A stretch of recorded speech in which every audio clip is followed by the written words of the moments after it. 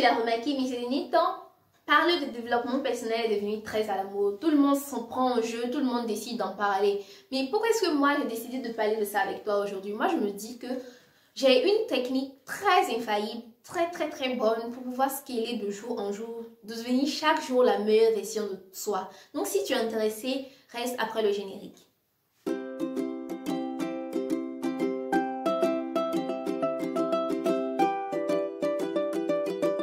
Salut les amis, bienvenue dans cette nouvelle vidéo. J'espère que vous allez bien, moi ça va. Comme je vous l'ai annoncé en introduction, on va parler aujourd'hui du fait de devenir la meilleure version de soi chaque jour.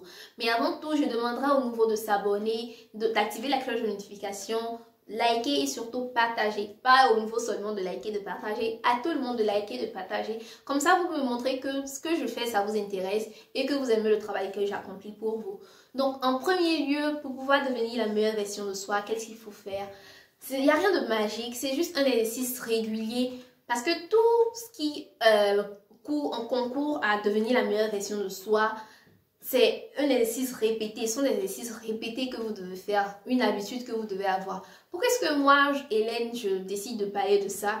Parce que, je sais pas, je ne veux pas beaucoup trop de moi. Parce que bon, mais je me sens légitime de parler de ça. Parce que quand j'étais au lycée, ce que je décidais d'avoir comme moyenne, parce que je travaillais, j'avais de bonnes moyennes, ce que je décidais d'avoir comme moyenne, je les avais. En quatrième, ça c'était quand j'étais au collège. En quatrième, j'avais décidé d'avoir 18 de moyenne. En quatrième, j'avais décidé d'avoir 7 moyennes là. Parce que je voulais avoir cette moyenne là. 18 de moyenne, c'est beaucoup. Mais pourquoi est-ce que je voulais avoir cette moyenne? Parce que je voulais me challenger, parce que je me sentais capable de le faire. Donc, chaque jour, je mettais tous les moyens à ma disposition pour pouvoir le faire. Donc, et je les ai atteints. Bon, j'ai eu 17,80 et quelques, mais c'est déjà 18. Pour moi, c'était presque proche du but. C'était déjà bon. Donc, c'est pour ça que je me sens légitime de parler de ce thème-là avec vous. Donc, en premier lieu, ce que vous devez avoir, ce que vous devez faire, c'est d'avoir un carnet. J'arrive. D'avoir un carnet de notes. Ça, c'est le truc. C'est le truc qui m'a toujours suivi toute ma vie.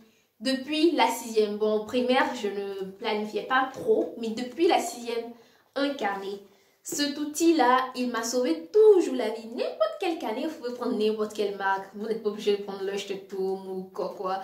Mais moi, j'aime bien les carnets, donc j'ai pris un aussi beau parce que c'est un truc qui me suit tous les jours. La première chose à avoir, c'est un carnet et un bic. Chaque jour, maintenant, vous pouvez faire le bullet journal que je vous montre chaque mois comment je le fais.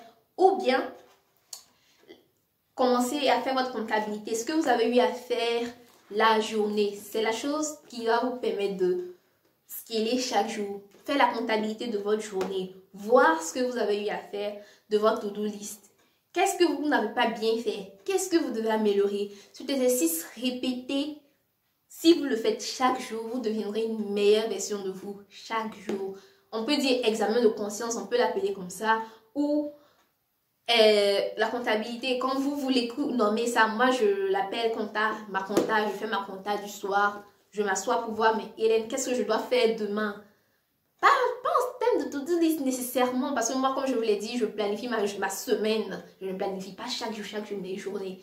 Donc, ça, c'est la base. Si vous voulez vous améliorer chaque jour, vous devez regarder sur ce que, par exemple, prenons la journée d'aujourd'hui.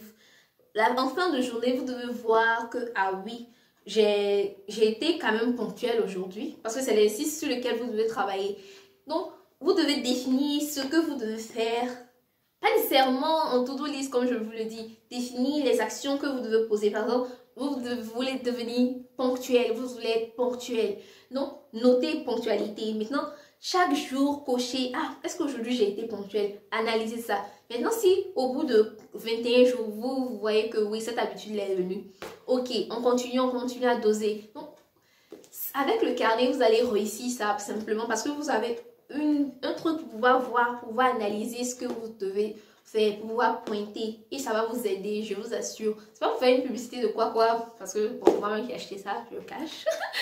Donc, si vous le faites, en tout cas, venez me faire des témoignages en commentaire ou sur mon Instagram, venez me dire que, ah oui, Hélène, ça fait maintenant 1 mois que j'ai commencé à faire. Noter chaque jour ce que je dois faire et je vois que, ouais, les choses avancent, quoi. Donc, j'espère que tu as compris le message que je t'ai fait passer aujourd'hui, de faire la comptabilité de ta journée, ce que tu avais à faire, voir si c'était bon et programmer, de lancer un nouveau défi pour le lendemain. Là, au moins, tu as aussi une chance pour pouvoir te lever. Genre, il y a un courage qui te dit, ouais, bon, allez, bon, on se lève. Allez, voilà. Donc voilà, c'est la fin de la vidéo. J'espère que t'as plu et que c'est dans le mood de te permettre de réfléchir aussi. Donc voilà, on se tient pour une prochaine vidéo. Ciao.